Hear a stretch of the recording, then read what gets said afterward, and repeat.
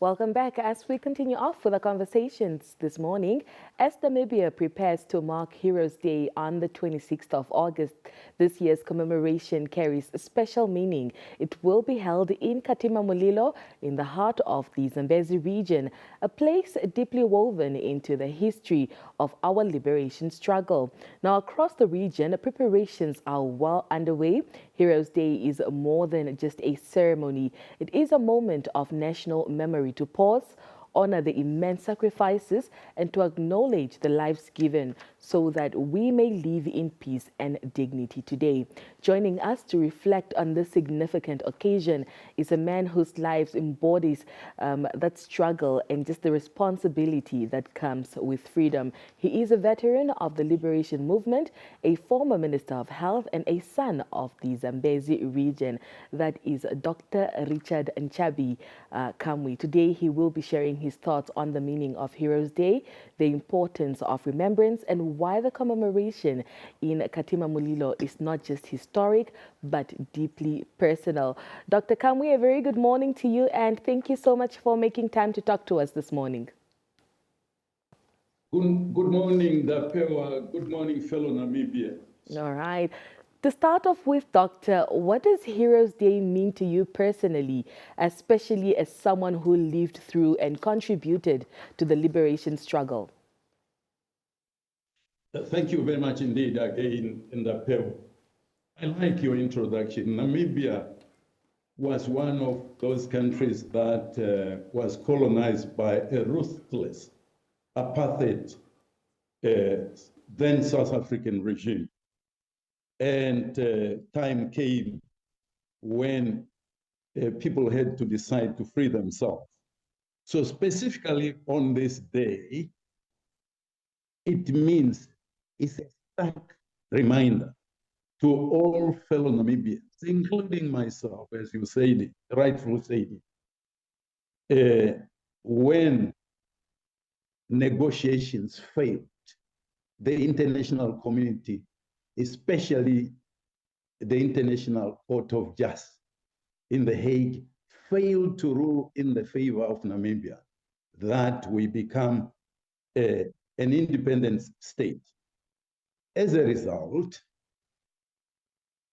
SWAPO, under the leadership of Sam Nujoma, decided to take up arms. And on the 26th August, in Ngulu Ombashe, in Omsat region, that is when our fallen heroes and heroines decided to meet up with the enemy, and the first shot sounded in that region, facing the enemy, so that the international community, then South Africa in particular, was forced to kneel down to get ourselves free from that oppression. So this day, there is need for all Namibians, wherever they are, to remember that blood was shed. Supreme sacrifices were made. So there's need that we remember those who brought about the freedom that we enjoy today in Namibia. Definitely. As I mentioned earlier, this year's commemoration will be held in Katima Mulilo, which is your home region, in the Zambezi region, pardon me, which is your home region. What is the historic importance of Katima Mulilo in the context of Namibia's liberation history? Thank you very much indeed. And before I can get to that, let me use this opportunity on behalf of fellow Namibia, fellow residents of Zambezi region, and indeed on my own behalf, to thank government, to thank Her Excellency, Dr. Netumbo Nandi Ndaitwah, in her capacity as head of state, and indeed as Commander-in-Chief of our armed forces, for the thought that this year's commemoration be held here in Katima Mulilo, primarily for us to take us in a memory line that Katima Mulilo indeed was one of the hotspots where supreme sacrifices took place. This reminds us that the first vice president of SWAPO party came from Namibia. Came from Zambezi region. Is a son of this region. Brendan Simwaye was killed by the notorious South African security force here in Katima Mulilo. And fellow Namibians may wish to know that to this end, his grave is one of those unknown graves. They simply killed him and buried him for his stand. And we also know that one of the formidable commanders of the People's Liberation Army of Namibia, Plan,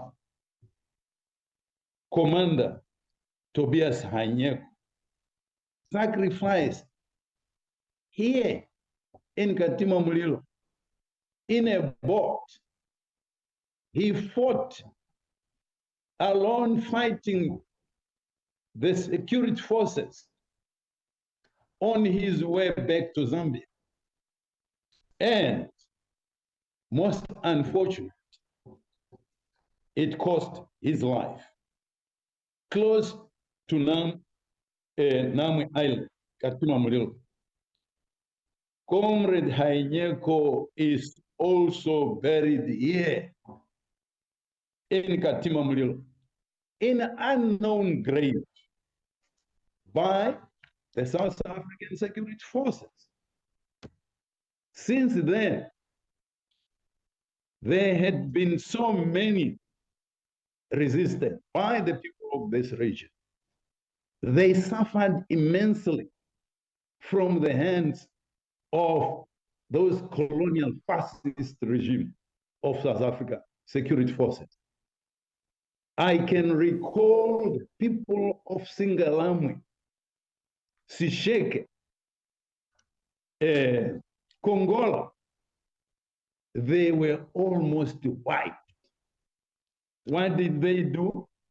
They decided to leave the country, running away from their own fields, their own village where they were born, crossing over to the neighboring Zambia, and torture several people. They suffered torture. And this reminds me again of some of the stalwarts, including the late Leaboloma Vapuzeli in Kanono. He died with his arm having been amputated. Several of them, Pasosat Limbo, and many others. Given this continued suffering from the hands of these security forces, many young and old, they crossed over, as I say, fleeing to join in Zambia there and in southern Angola. And the young men and women, able-bodied, decided to join the People's Liberation Army of Namibia to fight tooth and nail to get ourselves liberated. So it is so important, it is an honor, so that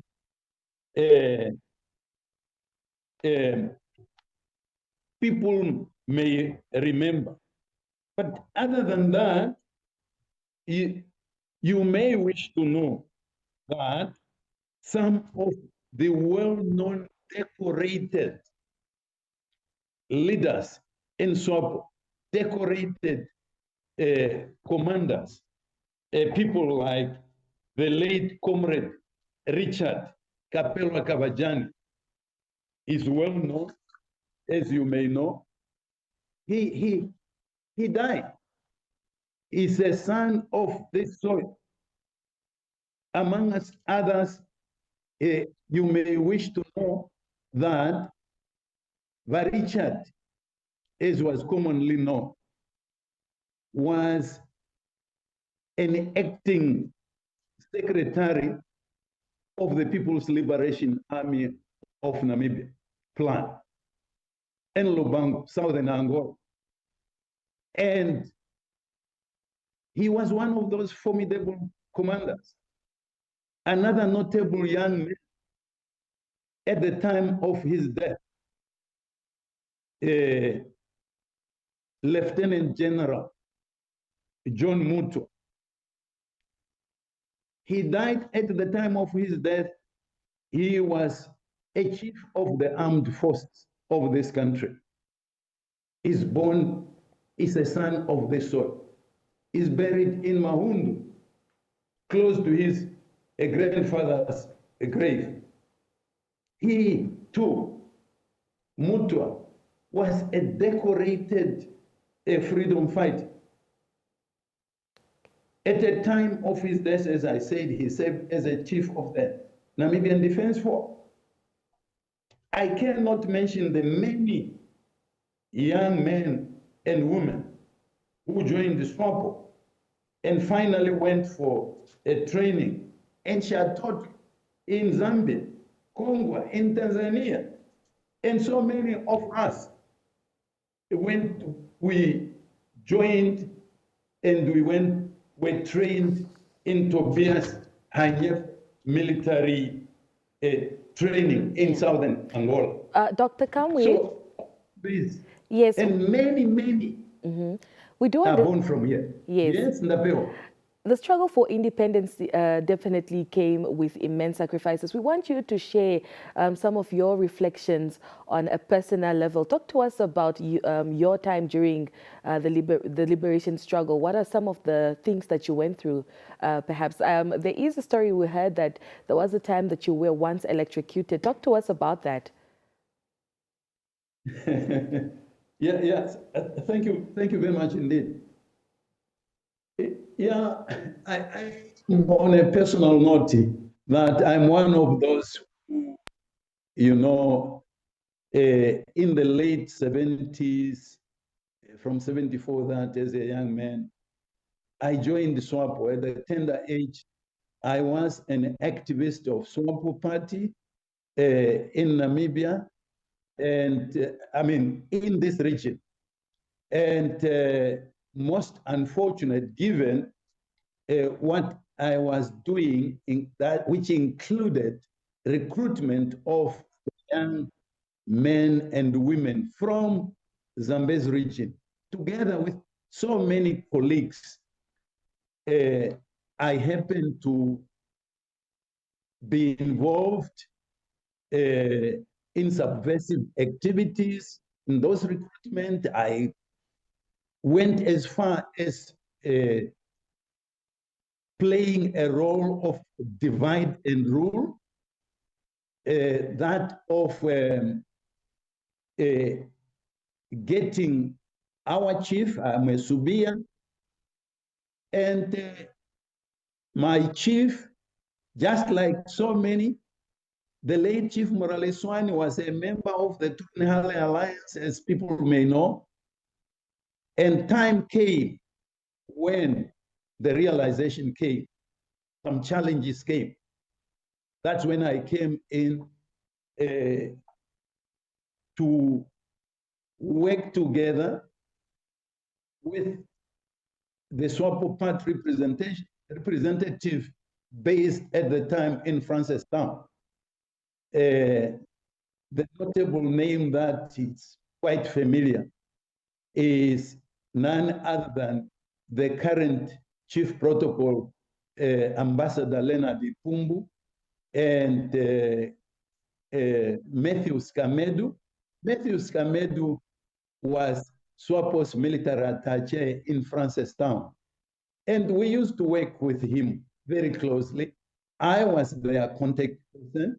I brought some SWAPO plan materials to this region, including the arms, the landmines, hand grenades. I brought them to this region. And I also recruited, I was instructed, given an assignment to recruit one young man, a cousin of mine. He is now a retired deputy commissioner, Evans Masiku.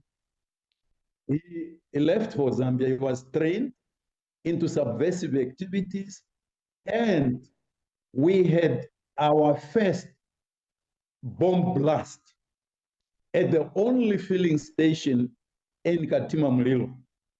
And the second blast was in the so-called minister's chamber at the Boma in Katima Mulilo. So these bombers, they had come to know that the person who was doing all this, the coordinator, was none other than yours truly. So one day, at the only filling station, not filling station, but at the only telephone booth at Katima Mulilo post office, I was talking to the late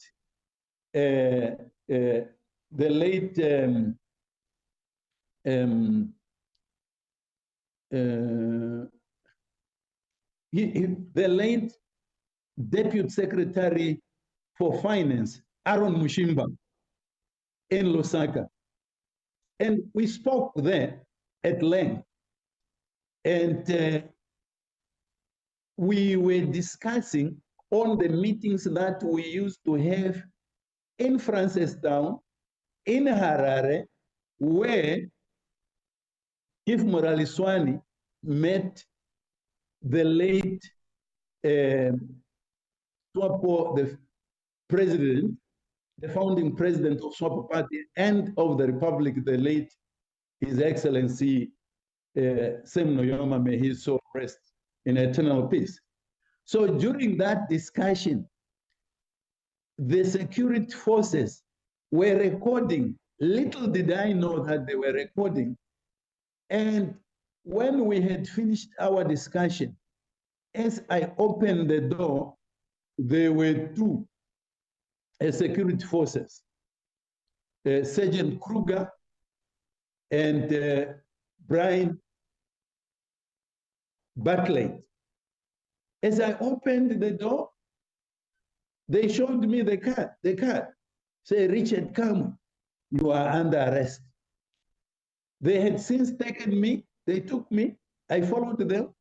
That whole night, I was being interrogated on my activities, our activities in this region.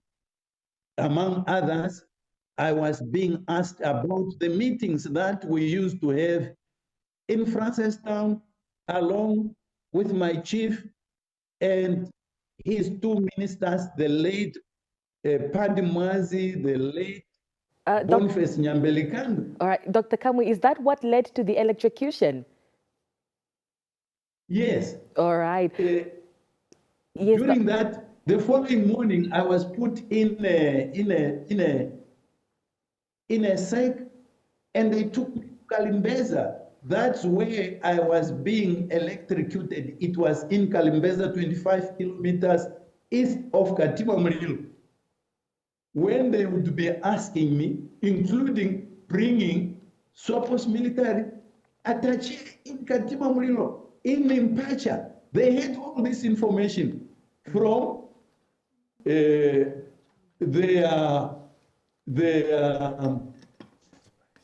informers. All right. And when they would ask me those questions, I would say, never, I did not know. Whatever you are asking me, Yeah. I kept denying. Yeah. And then they will count 1 up to 10. Do you remember this day you met so-and-so in the supermarket? I would say, no, I do not. Then they press. When they press there, your electric shock is painful. Yeah. I had been crying for 3 months, exactly 3 months. Yeah. From 28 October of that year to the 29th January of the following year. It's definitely a story for the books, Doctor. Yes, it's definitely a story for the books. Unfortunately, we have run out of time, but we'll definitely engage you more, Doctor, so you can tell us the whole story in the future, in the near future, definitely. But Dr. Kamwi, thank you so much for making time to talk to us this morning. You are most welcome. Thank you. All right. That was Dr. Nchabi Kamwi joining us this morning, talking to us, just reflecting to us on, the liberation struggle, some of the challenges he also, just went through, and also just closing off with his story there, seeing that he did find himself in trouble at the end, to a point where he was being electrocuted. Definitely one for the books and one that we definitely want to hear. But we continue off with more conversations as we will be engaging Advocate Yatoivo shortly. Don't go anywhere.